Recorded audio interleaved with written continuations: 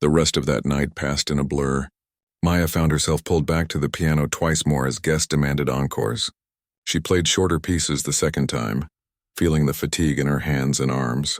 The third time she chose gentler music, pieces that wouldn't strain her fingers but would still satisfy the audience that couldn't seem to get enough. Each time she finished, the applause was deafening. People approached between performances with more business cards, more offers, more encouragement. Some shared their own stories of abandoned dreams or talent gone to waste. A few admitted they judged her harshly when they first saw a waitress sitting at the piano, and they were ashamed of their assumptions. "You taught me something tonight," the woman in the silver dress said. Her earlier tears dried, but her voice still emotional, about making assumptions, about what talent looks like. "I'm sorry for what I said earlier. You heard it, didn't you?" Maya had heard it, but she just nodded and said it was okay. What was the point of holding grudges? These people lived in their world of privilege and assumptions, and she lived in hers of hard work and reality. Tonight those worlds had collided in an unexpected way, but tomorrow they'd separate again. Except maybe they wouldn't. Not entirely. When the event finally ended around midnight, Gerald pulled Maya aside. His entire demeanor had changed. Earlier he'd barked orders at her like she was beneath him. Now he treated her with a respect that bordered on reverence. "The organizers asked me to give you this," he said, handing her an envelope. "It's certified check." They insisted. Maya opened it with shaking hands. $15,000. The number seemed impossible. She stared at it until the zeros started to blur. This was 4 months of rent. This was her mom's utility bills paid for a year. This was the difference between drowning and breathing. "I also wanted to apologize," Gerald continued, looking uncomfortable, "for how I spoke to you earlier. I didn't know—" "You didn't know I could play piano," Maya finished for him. "Why would you?" "I was hired to serve drinks, not perform. You weren't wrong to treat me like staff. That's what I am." "No," Gerald said firmly. "I was wrong to treat you or anyone with that kind of dismissiveness. You deserved respect regardless of what you were doing. I lost sight of that." After he walked away, Rosa found Maya in the emptying ballroom. The older woman pulled her into a tight hug. "I'm proud of you," she said. "And your father would be too." That broke something in Maya. Tears she'd been holding back all night finally came. She cried on Rosa's shoulder while the catering staff cleaned up around them, while the last guest trickled out, while the magical night slowly transformed back into ordinary reality. "What do I do now?" Maya asked when she could speak again. "This feels like a dream. Tomorrow I'm going to wake up and still have to go to work at the diner." "Maybe," Rosa said, "or maybe you wake up and call that Elena woman and see where it leads. Maybe you take a chance on yourself for once." Maya went home that night with 17 business cards in her pocket and a check that represented more money than she'd held in years. She didn't sleep. She sat at her cheap keyboard in her tiny apartment and played until the sun came up, testing whether tonight had been a fluke or something real. Her fingers found the keys as easily as they had on the Steinway. The music was still there, still alive inside her. The keyboard's sound was tinny and artificial compared to the grand piano, but the emotion was the same. The talent was the same. It hadn't been a fluke. It had been her finally letting herself be seen. Monday morning at 8:55, Maya called Elena Rostova. Her hands shook as she dialed. Part of her expected it to go to voicemail, or for Elena to have forgotten her already, or for the whole thing to have been some weird fever dream. Elena answered on the second ring. "I was wondering if you'd actually call," she said, sounding pleased. "Most people do what I tell them, but you struck me as someone who might let fear win." "I'm terrified," Maya admitted. "Good. That means you care. Now here's what's going to happen. You're coming to my office tomorrow at 10 a.m. Bring a list of pieces you can perform, your full repertoire. We're going to plan a showcase for 6 weeks from now. Small venue, maybe 100 seats, but the right people in those seats. Critics, producers, venue owners, the people who matter in classical music. 6 weeks? That's not much time to prepare. You prepared for 20 years, Elena said bluntly. You're ready. You just need to believe it. And you need to quit your waitressing jobs today. Both of them. I'm advancing you $5,000 to cover expenses while we get this set up. You can't practice properly while working double shifts. This needs to be your full-time job now. Maya's head spun. Quit both jobs? Live off advances? This was everything she'd been too scared to hope for, happening so fast she couldn't process it. "What if I fail?" she asked quietly. "Then you fail," Elena said. "But you already know what failing feels like, don't you? You've been failing for 3 years by not trying. At least this way, if you fail, it'll be because you gave it everything, not because you were too afraid to start." That afternoon, Maya called both restaurants and gave her notice. The diner manager was annoyed but not surprised. The hotel catering company asked if she'd consider staying on for special events. She said maybe, knowing she probably wouldn't need to. The next 6 weeks were the hardest and most exhilarating of Maya's life. Elena connected her with a piano teacher, a former concert pianist who helped her shake off the rust and refine her technique. She practiced 6 hours a day, rebuilding the calluses on her fingers, strengthening the muscles in her hands and arms, relearning the stamina required for performance. Elena also connected her with a vocal coach to help her feel more comfortable talking to audiences, a stylist who helped her shop for performance clothes without breaking her limited budget, and a lawyer who reviewed the contracts that started coming her way. The showcase was scheduled for a Tuesday evening at a small concert hall in the West Village. Maya was so nervous she thought she might throw up. But when she walked onto that stage in a deep blue gown, borrowed from a designer who'd heard about her story and wanted to help, she felt something click into place. The performance went even better than the gala. This time she was prepared. This time she'd practiced specifically for performance, not just running through pieces at home. The audience was smaller but more knowledgeable, and their appreciation was deeper, more nuanced. Critics praised her emotional depth and technical precision. 2 major venues offered her concert dates. A recording company wanted to discuss a contract. Someone even mentioned a tour possibility for the following year. But the moment that mattered most came after the showcase, when a young woman approached Maya hesitantly. She couldn't have been more than 20, dressed in jeans and a hoodie that marked her as different from the usual classical music crowd. "I'm a student at the conservatory," the girl said quietly. "Second year.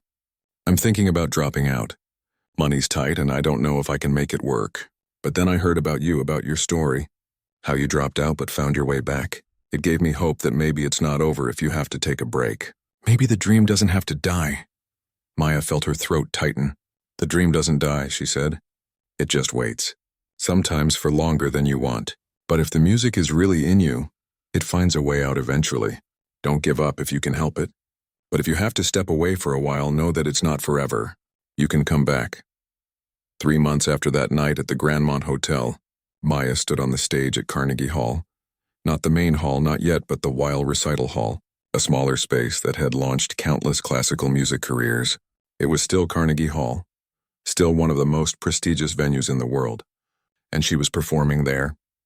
In the audience sat her mother, who'd taken the train down from Queens and cried through the entire first half. Rosa was there too, wearing her best dress, beaming with pride. Elena sat in the front row with several other producers and critics. And scattered throughout the audience were other people whose lives Maya had touched with her music. People who'd been at the gala or the showcase or who'd simply heard about the waitress who played piano and wanted to witness her unlikely comeback. Before she walked out onto the stage, Maya stood in the wings and thought about how much had changed in such a short time. She thought about her father, who would have loved to see this. She thought about those 3 years of serving tables, of pushing her dreams down, of pretending she was okay with a life that felt too small. And she thought about that moment at the gala when she'd had to choose between staying invisible and taking a risk. Thank God she'd chosen the risk. Thank God Rosa had volunteered her. Thank God she'd found the courage to say yes instead of no. The stage manager gave her the signal. Maya took a deep breath, stepped out into the lights, and walked to the piano. The Steinway waited for her, beautiful and familiar now. She'd played on several since that night at the gala, but they all felt like coming home. She sat down, adjusted her position, and let her hands hover over the keys. The audience hushed. The moment stretched out, full of possibility. Then Maya began to play. The music flowed out of her, rich and emotional, and technically brilliant. She played the pieces she loved most, the ones that told her story without words. She played for her father and for her younger self who'd believed music was her destiny. She played for everyone who'd ever had to choose between dreams and survival. She played for the girl at the conservatory who was afraid her dream might die. Most of all, she played for herself. For the woman who'd been brave enough to sit at a piano in a borrowed uniform and show the world who she really was. When the final note faded and the applause began, Maya stood and bowed, letting the sound wash over her. This was her life now, not serving other people's dreams, but living her own. Not invisible in a ballroom, but seen and celebrated for her gifts. It had started with one yes, one moment of courage, one choice to try instead of hide. And that single choice had transformed everything. She bowed again, smiling through tears, and thought about how she'd tell this story someday. About the night she played piano at a lavish event while wearing a server's uniform, and how the crowd couldn't believe their ears.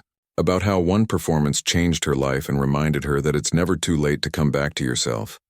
About how sometimes the best thing you can do is let yourself be seen. Even when you're terrified, even when the odds seem impossible. Because you never know who's listening. You never know what doors might open. And you never know how badly the world needs to hear exactly what you have to offer. Maya took one more bow and walked off the stage. No longer a waitress playing dress-up, but a pianist who'd finally found her way home. Maya lost herself completely in the music. Her fingers moved across the keys like they had their own memory, their own intelligence. Each note flowed into the next with a naturalness that felt almost magical. This was what 3 years away from performing had done, she realized. It hadn't killed her ability. It had only made her hungrier for it. The Chopin was building toward its most intense section, and Maya let herself go there fully. Her whole body moved with the music now, swaying slightly, leaning into the dramatic moments. Her hands crashed down on the keys for the powerful chords, then danced lightly across them for the delicate runs. The Steinway responded perfectly to everything she asked of it, never fighting her, always supporting her. She could feel the ballroom around her even with her eyes closed. The energy had completely transformed from when she first sat down. That skeptical, judgmental atmosphere had vanished. Now there was something electric in the air, something alive. The audience wasn't just watching anymore. They were experiencing something with her. When the Chopin ended, Maya didn't pause. She went straight into another piece, then another. She played for 20 minutes straight, moving through the repertoire she knew best, the pieces that lived in her bones.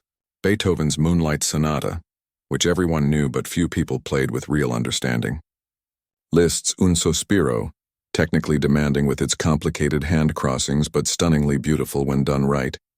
Each piece told a story. Each one revealed something different about what music could do, what it could make you feel. Maya wasn't just performing anymore. She was sharing something deeply personal with a room full of strangers, opening up parts of herself she'd kept locked away for years. Her hands were actually starting to hurt now. It had been so long since she'd played for this length of time, and the intensity of the performance was taking its toll. But she pushed through. There was one more piece she needed to play, one more story she needed to tell. She transitioned into Rachmaninoff's Prelude in C-sharp minor, a piece often called The Bells because of the way the opening chords ring out like church bells. It was dark and powerful and tragic, building to a climax that felt like the world ending. Maya played it with everything she had left, channeling every difficult emotion from the past 3 years into those keys. The final chord hung in the air for a long moment. Maya held the sustain pedal down, letting the sound fade naturally rather than cutting it off. When the last vibration finally died away, she lifted her hands from the keys and sat perfectly still, breathing hard, drenched in sweat despite the ballroom's air conditioning. For what felt like an eternity, there was absolute silence. Then someone started clapping. Just one person at first, but within seconds the entire ballroom erupted. Not polite applause, not the kind of obligatory clapping you do at charity events. This was real, thunderous. People were standing up on their feet, applauding with their whole bodies. Some were shouting. Some were crying. Maya opened her eyes and couldn't believe what she was seeing. Everyone was standing. Every single person in the room.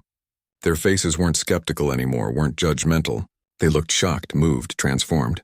The woman in the silver dress was sobbing openly, mascara running down her cheeks, not even trying to hide it. The man who'd complained about wasting his time earlier was clapping so hard his hands had to hurt. "Bravo!" someone shouted from the back. Others picked it up. "Bravo, bravo!" Maya stood up from the bench on shaky legs.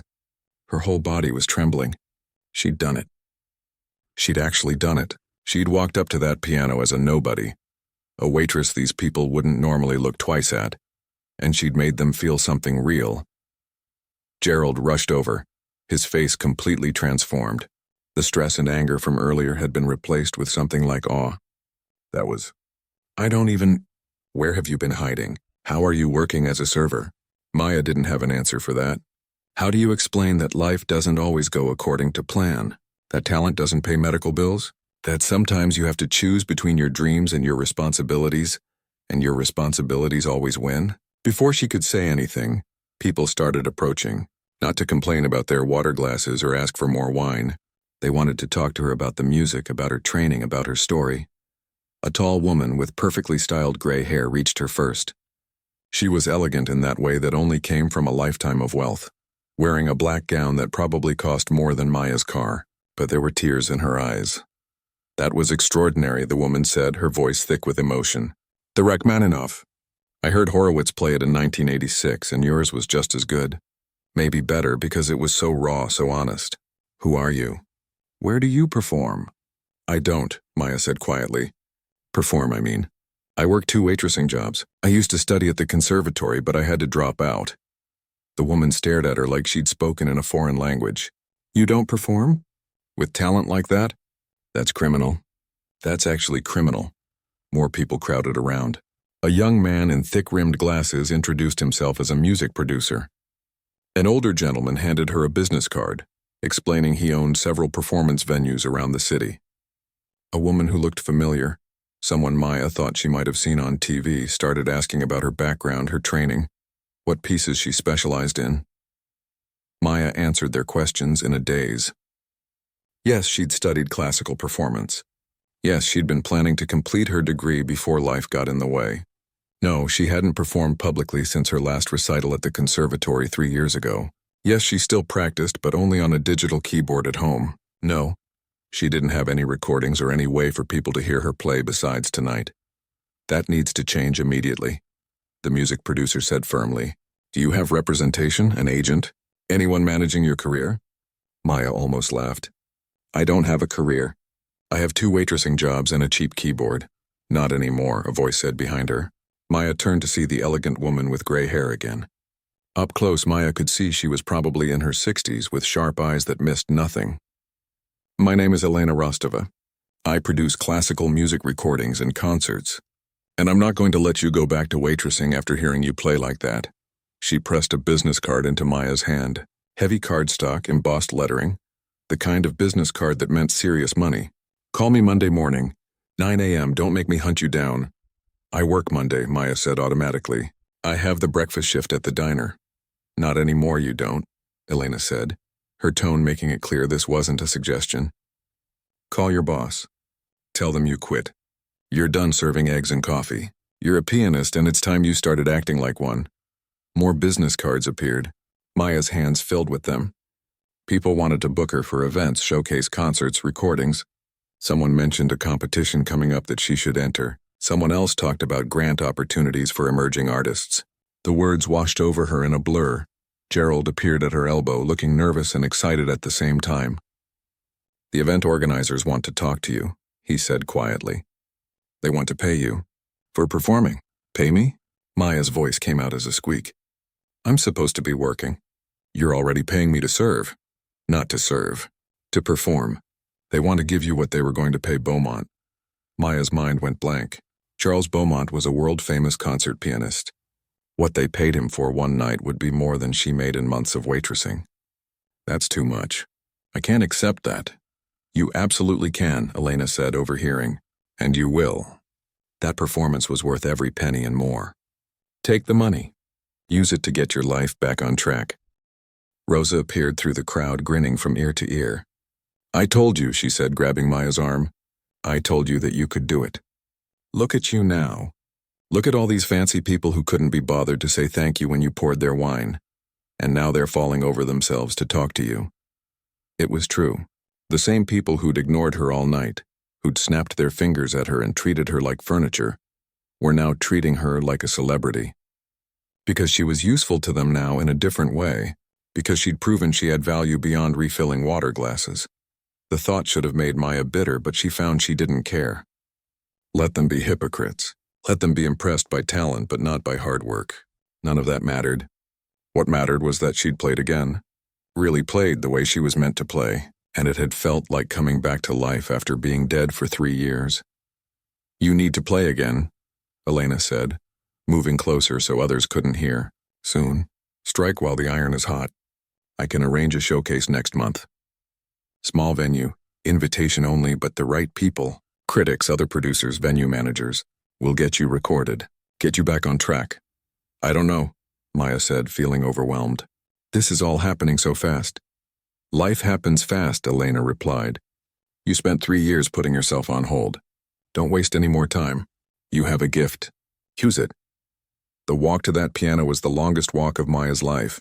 20 steps, maybe 30, but it felt like miles. Every eye in the ballroom was on her, and she could feel their judgment like a physical weight pressing down on her shoulders. She was wearing a server's uniform that didn't quite fit right.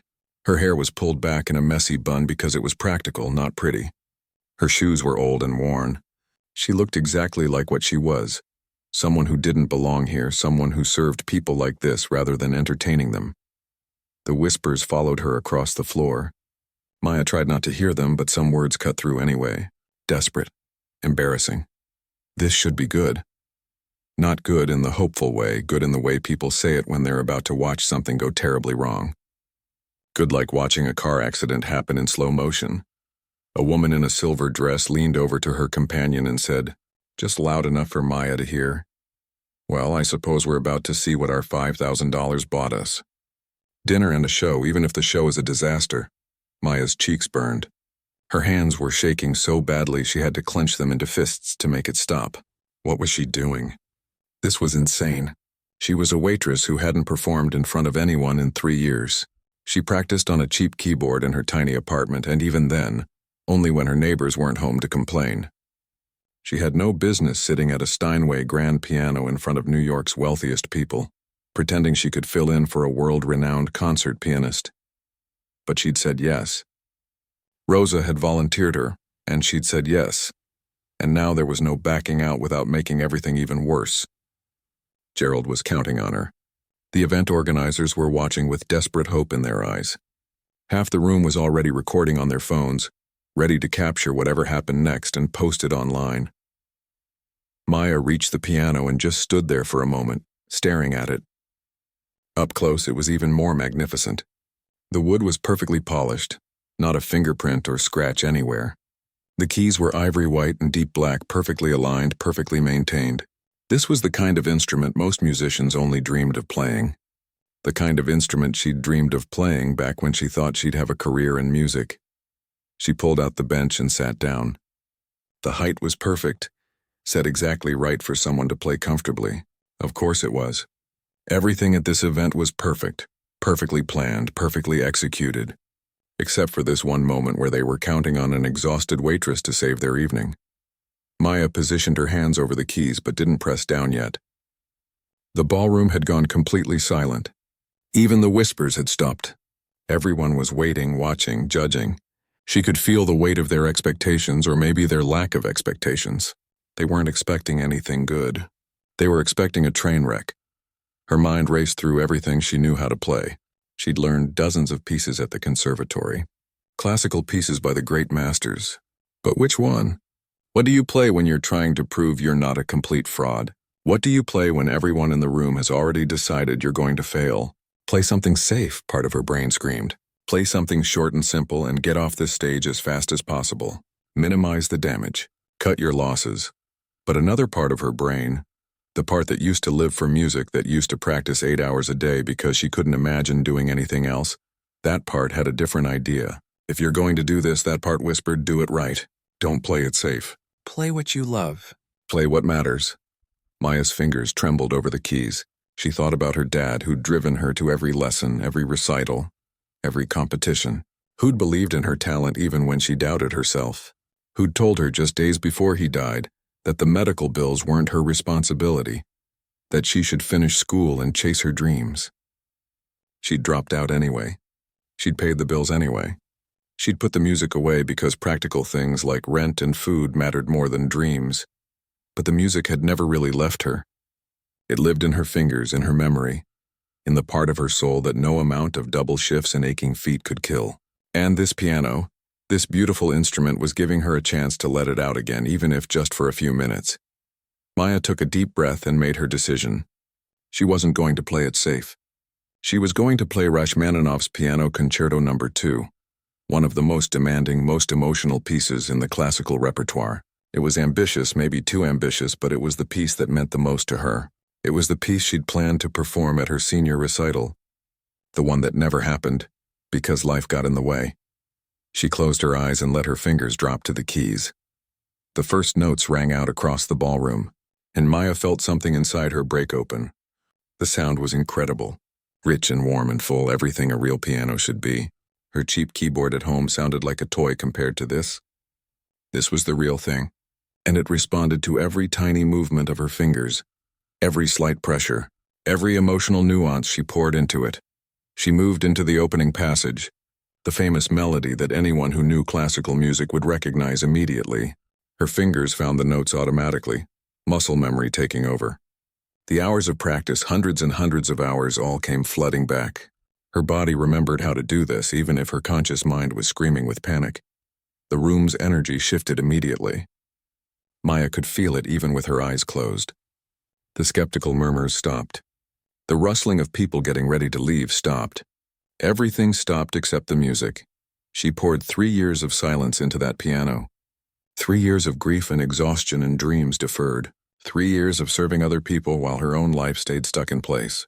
3 years of walking past music stores and seeing pianos in the windows and feeling like a ghost haunting her own past. The piece was long and technically demanding. Rapid runs up and down the keyboard, complex chord progressions, passages that required both hands to move in opposite directions while maintaining perfect timing. Maya's fingers flew across the keys and it felt like coming home, like remembering how to breathe after holding your breath for years. She played the thundering, dramatic sections with power that surprised even her. The piano could handle it, could handle everything she gave it and ask for more. She played the soft, delicate sections with a tenderness that made her throat tight. This was why she'd fallen in love with music in the first place. This feeling, this ability to speak without words, to communicate emotion too deep for language. Time disappeared. The ballroom disappeared. The people watching her disappeared. There was only the music, only the conversation between her and the piano, only the story she was telling through sound and silence and everything in between. When she moved into a quieter section, she heard something that made her eyes sting behind her closed lids.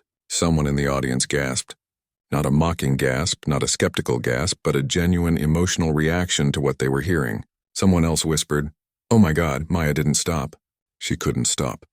The music carried her forward through the piece, through every complicated passage, every emotional peak and valley. Her hands moved across the keys like they were dancing, like this was what they were born to do, because this was what she was supposed to be doing, who she was supposed to be. And for 3 years she'd been pretending otherwise. She transitioned into Debussy's Clair de Lune without pause, letting one piece flow into the next. The French composer's dreamy, impressionistic style was completely different from Rachmaninoff's Russian intensity, but Maya navigated the shift easily. She'd always loved Debussy, loved the way his music painted pictures, created atmosphere, suggested rather than stated. The notes floated through the ballroom like moonlight on water, soft and shimmering and achingly beautiful. Maya's fingers barely pressed the keys, coaxing out sounds so delicate they were almost whispers. This was the technical precision her professors had praised, the ability to control dynamics so carefully that every note had exactly the right weight, the right color, the right emotional impact. She heard a sound and realized someone was crying. Actually crying. Not sad crying, but the kind of crying that happens when something beautiful hits you right in the heart and breaks something open inside you. Maya opened her eyes for just a second and saw faces staring at her in complete shock. The woman in the silver dress who'd made the snide comment earlier had her hand over her mouth, tears streaming down her cheeks. A man at table 7 was leaning forward, completely transfixed. Gerald stood frozen near the wall, his mouth literally hanging open, She closed her eyes again and kept playing. Now she moved into Chopin's Ballade No. 1, a piece she'd always found both technically challenging and emotionally raw. It starts quietly and builds to dramatic, almost violent intensity, before returning to gentleness. It was a roller coaster of emotion, and Maya rode every rise and fall. Her hands hurt. Her back hurt. Her feet, which had been aching all night in those awful shoes, were throbbing. But she didn't care. For the first time in 3 years, she wasn't a waitress with a dead-end life and a mountain of bills. She was a musician. She was herself. Something was wrong. Maya could feel it in the air, the way you can sense a storm coming before the first drop of rain falls. The guests were getting restless. It was 8:45, and the entertainment should have started 15 minutes ago. People were checking their watches, having quiet conversations with raised eyebrows. Gerald was on his phone near the service entrance, and even from across the room, Maya could see his face turning red. He was pacing back and forth, talking fast, his free hand gesturing wildly. This was not good. Events like this ran on a strict schedule, and when things went off schedule, people got angry. Rich people especially didn't like their time being wasted. Maya picked up a tray of dirty dishes and headed toward the kitchen. As she pushed through the swinging doors, she heard the other servers talking. "Beaumont's not coming," said Carlos, a young guy who worked these events regularly. "His flight got diverted or something." "What do you mean, not coming?" Rosa asked, her eyes wide. "He's the whole point of tonight. Half these people paid extra just to hear him play." "Diverted to Philadelphia," Carlos continued, checking his phone. "Weather or mechanical issues, I don't know. But he's definitely not going to make it." Maya felt a strange flutter in her chest. The pianist wasn't coming. That beautiful Steinway was going to sit there all night, silent and unused. It seemed like such a waste.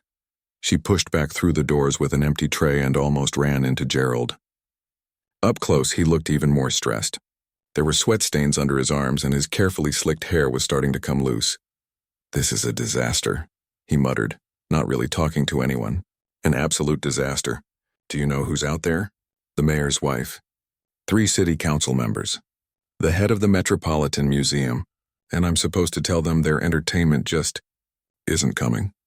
Maya slipped past him and returned to her section.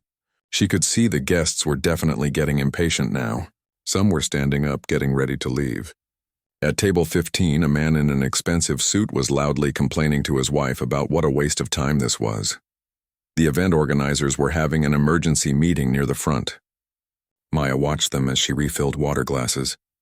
There were 5 of them, all dressed to perfection, all looking equally panicked. One woman kept gesturing toward the piano, then throwing up her hands. Another man was making phone calls, probably trying to find a replacement performer. "They're not going to find anyone," Rosa whispered to Maya as they passed each other. "Not at this hour. Not on a Saturday night. Every professional pianist in the city is probably already booked." Maya's hands trembled slightly as she poured water into a glass. Her mind was racing, going places she knew it shouldn't go. "Don't even think about it," she told herself. "You're here to serve drinks, not to perform. Stay in your lane." But the piano kept calling to her. She could almost feel the keys under her fingers, could almost hear the music that instrument was capable of making. She'd played pieces by all the great composers: Beethoven, Mozart, Rachmaninoff, Chopin, Debussy. She'd spent years, thousands of hours learning those pieces, perfecting them. She'd been good, really good. Her professors had said she had real talent, that she could have a career if she wanted it. That was before, though. Before her dad's cancer diagnosis. Before the bills started piling up.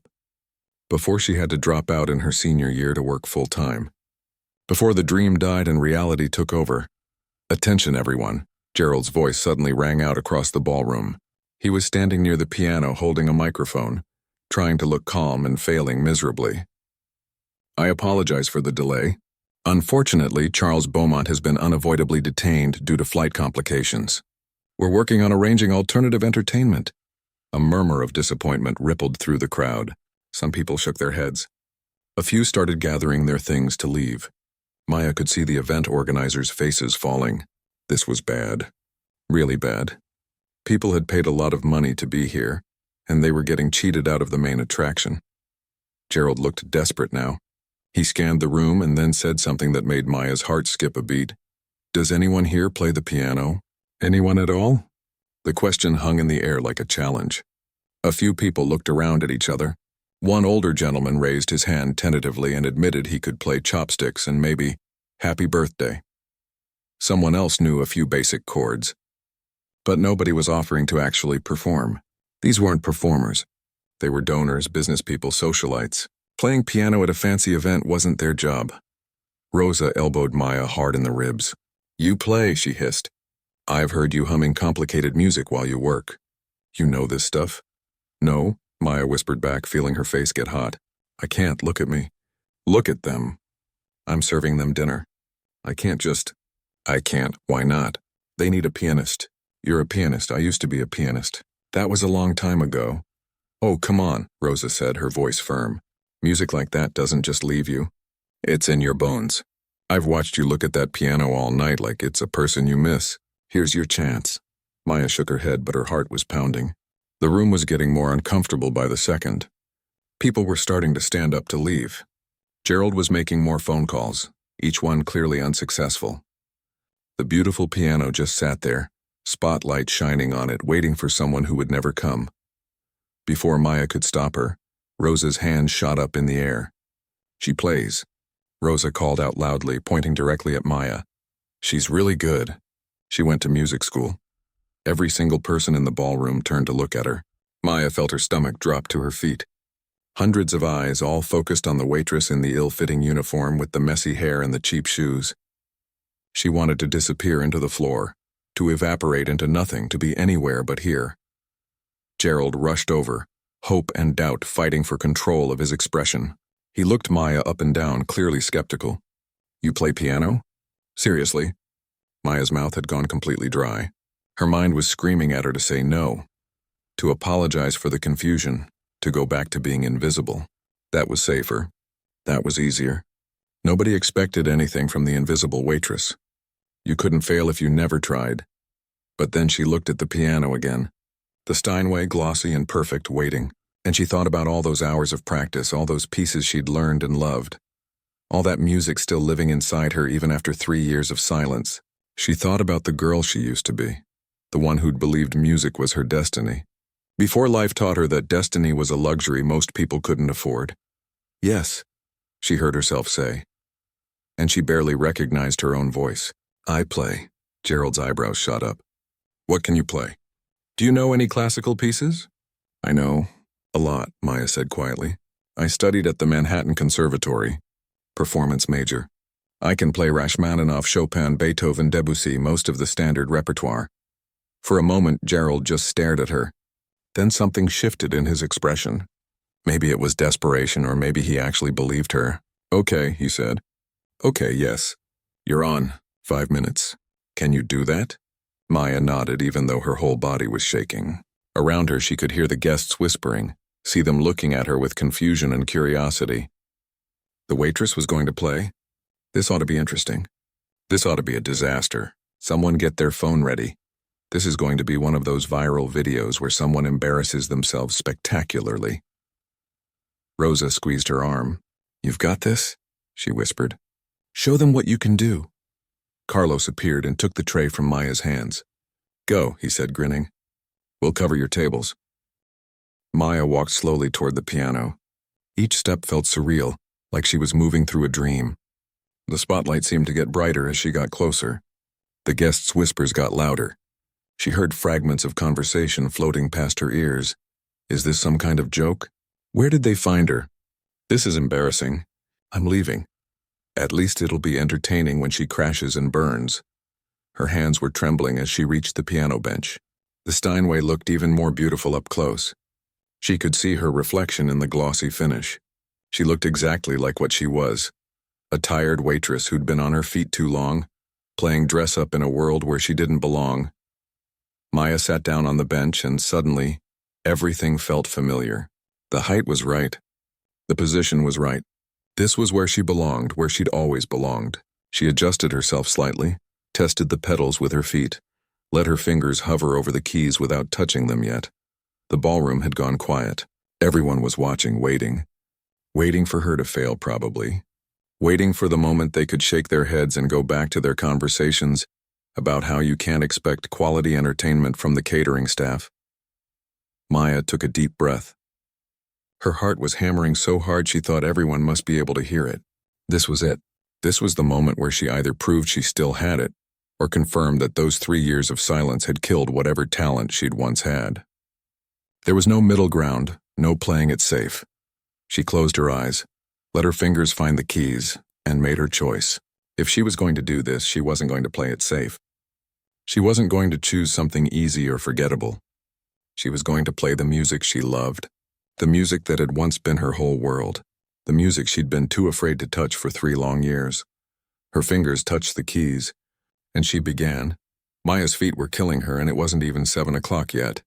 She'd been on them since noon, running between tables at the diner, and now here she was, pulling a second shift at some fancy hotel event. The shoes didn't help. They were the same pair she'd bought 2 years ago from a discount store, and the sole on the right one was wearing thin. She could feel every step on the hard floor. She grabbed a wet cloth and started wiping down table 6. Someone had spilled red wine on the white tablecloth, and she worked quickly to get the stain out before anyone important noticed. Around her, the ballroom buzzed with activity. Staff rushed back and forth carrying trays of champagne glasses and fancy appetizers she couldn't even pronounce.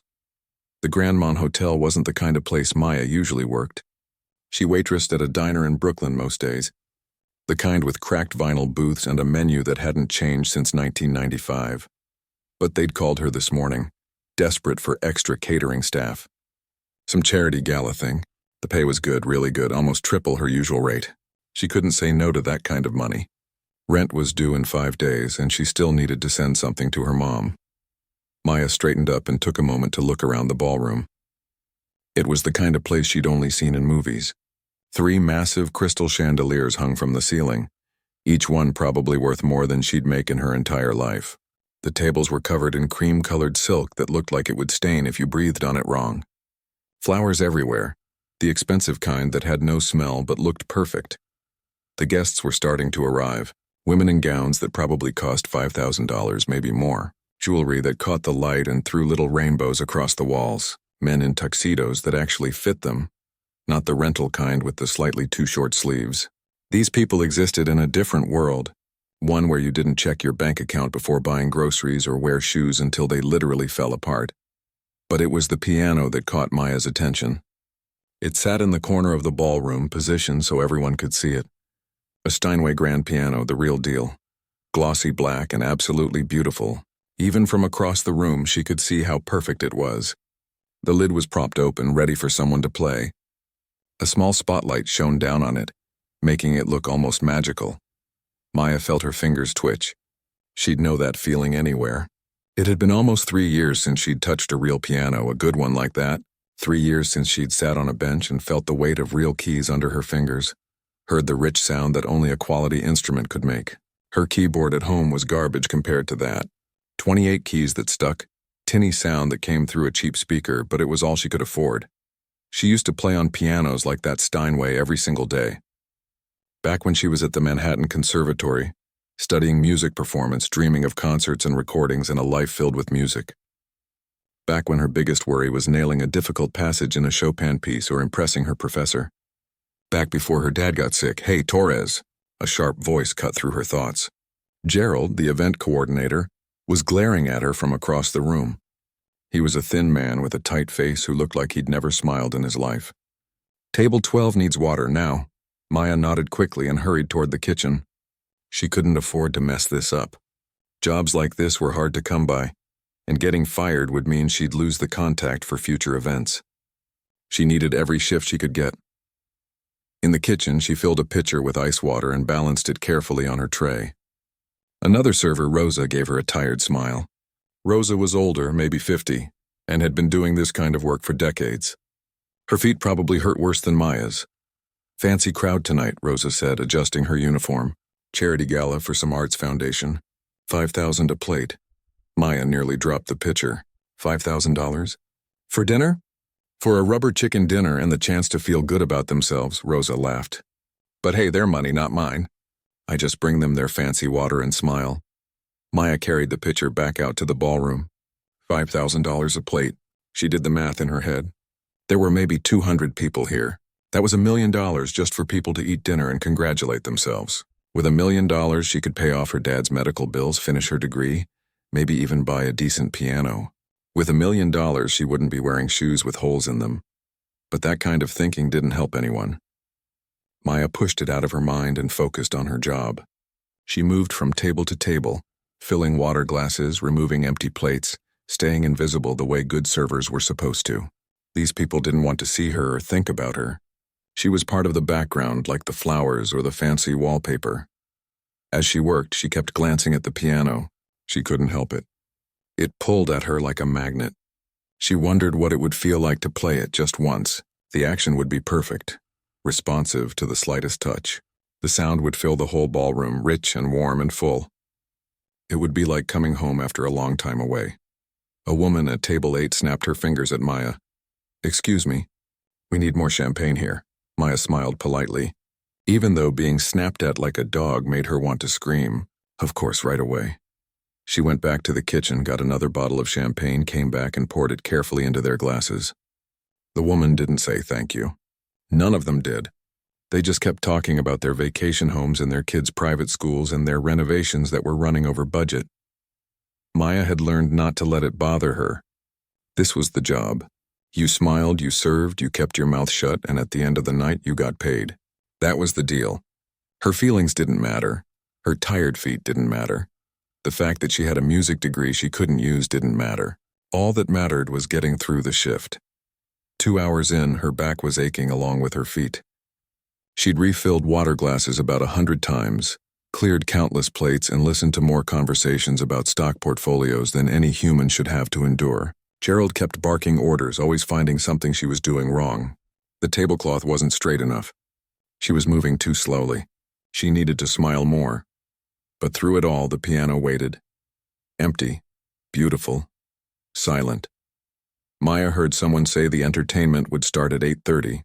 Some famous pianist was flying in to play for the guests. She wondered what they were paying him.